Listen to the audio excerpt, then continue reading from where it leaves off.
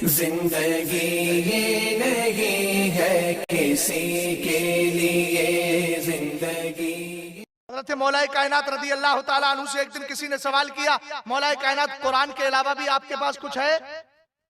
तो मौलाए कायनात ने फरमाया मा इंदना इल्ला मा फिल कुरान इल्ला फहमन युअता रजुलन।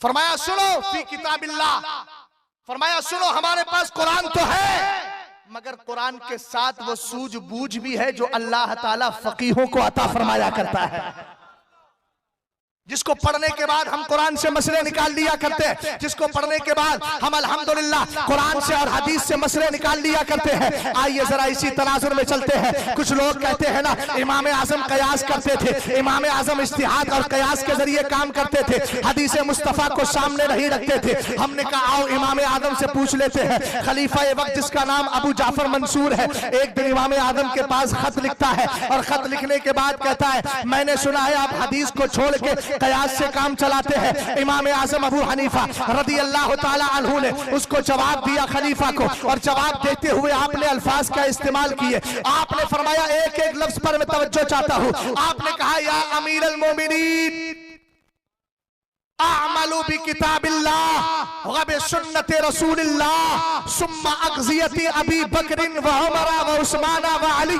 सुम्मा अग़ज़ियति बक़ियति सहाबा सुम्मा अक़ीसु बाद ज़ालिका इज़ा इख़्तलफ़ू। फरमाया ऐ अमीरुल मोमिनीन खलीफा अबू जाफर मंसूर सुनिए, अगर किसी ने आपको मेरे ताल्लुक से ये खबर दी है कि मैं हदीस को छोड़ता हूँ, कयास पे अमल करता हूँ, तो वो गलत खबर दे रहा है। सुनिए मेरा मामूल क्या है, मैं वही करता हूँ जो मुआज़ इब्ने जबल करके गए हैं, मैं वही करता हूं जो अबू बकर करके गए हैं, मैं वही करता हूं जो उस्मान ने किया है, मैं वही करता हूं जो उमर ने किया है, मैं वही करता हूं जो अली ने किया है। आपने फरमाया मैं सबसे पहले अगर मसला निकालता हूं तो कुरान से निकालता हूं। आज की ये पीडीएफ रखने वालों से पूछना चाहता हूं, हजरत इमाम आजम की नजर में तो कुरान की पूरी आयतें हुआ करती थी, सरकार की हदीसें हुआ करती थी, रसूल करीम अलैहिस्सलाम की सारी हदीसें आपके जहन में थी, कुरान के उसूल आपके जहन थे और कुरान की आयतें आपको पूरी याद थी। हमने कहा कोई ये कहे पूरा कुरान कैसे नजर में रहता था, मैंने कहा ये वो इमाम आजम है जो हर 7 दिन के अंदर कुरान पाक की तकमील कर लिया करता था, जिसके तकवे का आलम यह था जब कोई मसला हल नहीं होता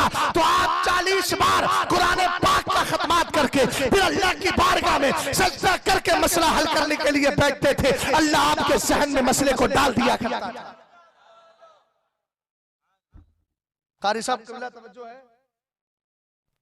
सरकारे दो आलम सल्लल्लाहु अलैहि वसल्लम के सहाबा जिस रविश पर कायम थे, इमाम आजम फरमाते हैं अहकुमु बि किताबिल्लाह, मैं फैसला सबसे पहले कुरान से करता हूं, उसके बाद सुन्नते रसूल से करता हूं, का फिर नहीं मिलता तो सुम्मा अक़ज़ी बि अक़ज़ियति अबी बकर, फिर मैं वो फैसले देखता हूं जो हजरत अबू बकर ने अपनी खिलाफत के दौर में किए हैं, फिर मैं दूसरी बार उसके बाद फैसला देखता हूं कि इसका तरतीब बेतरतीब चल रहा है। फरमाया स्टेप बाय स्टेप चल रहा है। कहा सबसे पहले कुरान है, फिर हदीस मुस्तफा है, और चूंकि हमारा अकीदा है अफजलुल बशरी बादल अंबियाई बित्तहकीक, सबसे बड़ा मर्तबा सारे नबियों के बाद इंसानों में अगर किसी का है तो अबू बकर सिद्दीक अकबर का है। फरमाया मैं यहाँ देखता हूँ हजरत अबू बकर का फैसला क्या है। इसका मतलब यह है हजरत अबू बकर की जिंदगी के सारे हालात इमाम आजम के सामने थे, सारी हदीसें इमाम आजम के सामने थी। फरमाया फिर उमर के फैसले देखता हूँ, फिर उस्मान के फैसले देखता हूँ, फिर अली के फैसले देखता हूँ, उसके बाद फिर बकिया सहाबा के फैसले देखता हूँ। अगर फिर भी कोई फैसला मुझे नहीं मिलता, जो मसला मुझसे पूछा गया है, अगर उसका जवाब मुझे कुरान में नहीं मिलता, हदीस में नहीं मिलता, इन फैसला जात में नहीं मिलता, तो उसके बाद फिर मैं कुरान को सामने रख करके मैं उसके उसूल और साबिते को सामने रख करके फतवा दिया करता हूँ, कयास और इज्तिहाद से काम करता हूँ। हमने कहा कौन कहता है इमाम आजम रज़ी अल्लाह ताला अन्हु कयास थे। हमने कहा कयास नहीं थे, सच्ची बात यह है कि मुस्तफा की सुन्नत पर अमल करने वाले थे। आखिर क्या वजह है फैसला करते हुए खुलफाए अरबा को ले रहे हैं। हमने कहा सरकार ने कहा है ना अलैकुम बिसुन्नती व सुन्नतिल खुलफाए राशिदीन, तुम पर जरूरी है पहले मेरी सुन्नत को पकड़ो, उसके बाद मेरे खुलफा की सुन्नत को पकड़ो। सरकार ने फरमाया है ना असहाबी कल नजूम बिअय्यिहिम इक्तदैतुम इहतदैतुम, मेरे सहाबा सितारों की तरह है, इनमें जिसका दामन थामोगे तुम हिदायत पा जाओगे। तो इमाम आजम ने इन हदीसों पर अमल करके, हकीकत में कयास नहीं बल्कि हदीस मुस्तफा पे अमल करके हमें बता दिया है कि कयास की तोहमत लगाना ये इमाम आजम रदी अल्लाह ताला अन्हु के सरासर खिलाफ है। इसलिए कि इमाम का कदम वही है जो सहाबा का कदम।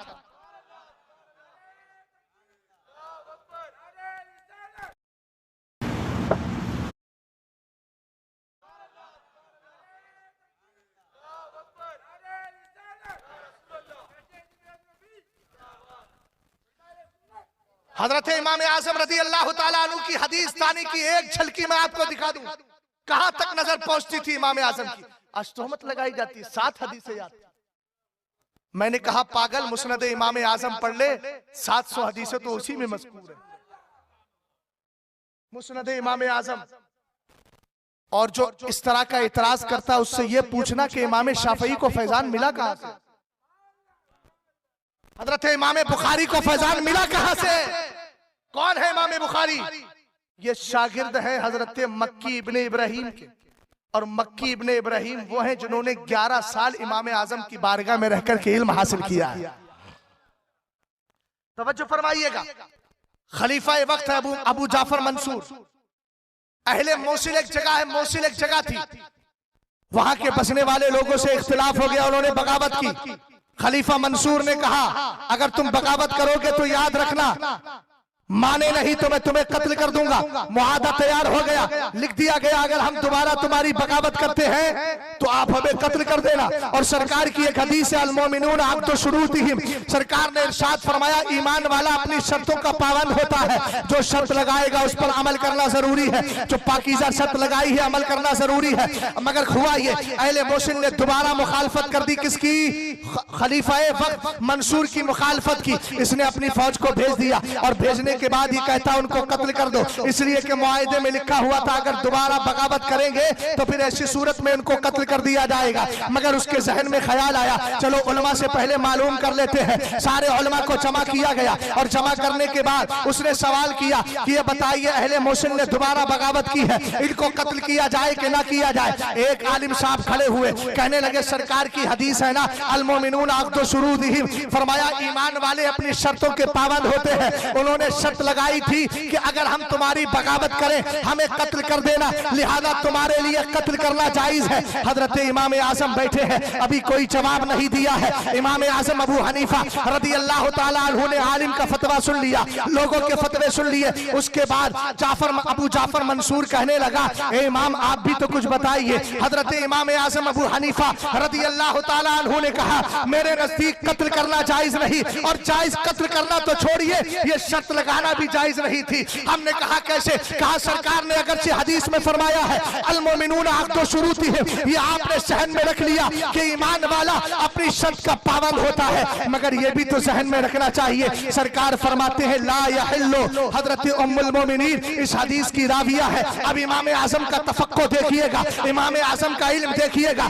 इमाम आजम की हदीस तानी देखिएगा। मेरे इमाम फौरन हदीस पढ़ते हैं। सरकार ने इरशाद फरमाया ला यहिल्लु तमो इमराइन मुस्लिमीन, सरकार फरमाते किसी मुसलमान को कत्ल करना जायज नहीं है, किसी मुसलमान का खून बहाना हलाल नहीं है। फरमाया इल्ला रजुलुन सना बादा हिसानिही, हाँ 3 लोगों का खून बहाया जा सकता है। अगर मुसलमान है कलमा पढ़ लिया है फिर भी उनको कत्ल किया जाएगा, सिर्फ 3 मुसलमान कत्ल करने के लायक है और कोई नहीं। कहा कौन? फरमाया इल्ला रजुलुन सना बादा हिसानिही, एक वो शख्स जिसकी शादी हो गई फिर जिना करे। कुरान ने कहा ना अज़्ज़ानियतु वज़्ज़ानी फजलिदू कुल्ला वाहिदिन मिनहुमा मियता जल्दा, ये तो उसके लिए जो गैर शादीशुदा है। लेकिन अगर कोई शादीशुदा है और जिना करता है तो इमाम आजम ने कहा, सरकार ने इरशाद फरमाया उसको कत्ल कर दिया जाए। और फरमाया मन कफरा बाद इस्लामिही, दूसरा वो मुसलमान कत्ल किया जाएगा जो मुसलमान था फिर काफिर हो गया, इस्लाम पेश किया जाएगा, मुर्तद बन गया, अगर ना माने तो कत्ल कर दिया जाए।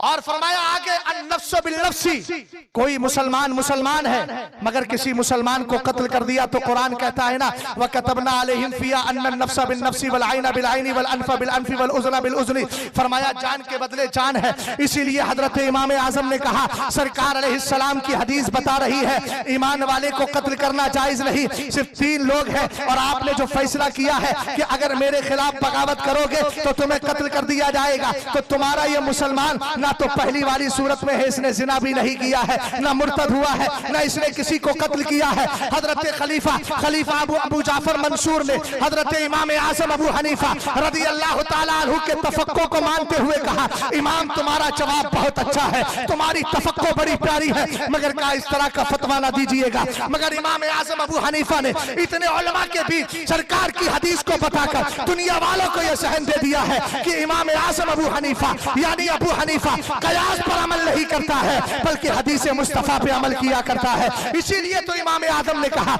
इदा सहल हदीस फहुवा मज़हबी, अगर मेरा एक तरफ कौल हो, मेरा कयास और इज्तिहाद हो, कयामत तक अगर किसी को मेरे इज्तिहाद के खिलाफ हदीस मिल जाए तो इज्तिहाद को छोड़ दे, हदीस मुस्तफा पे अमल।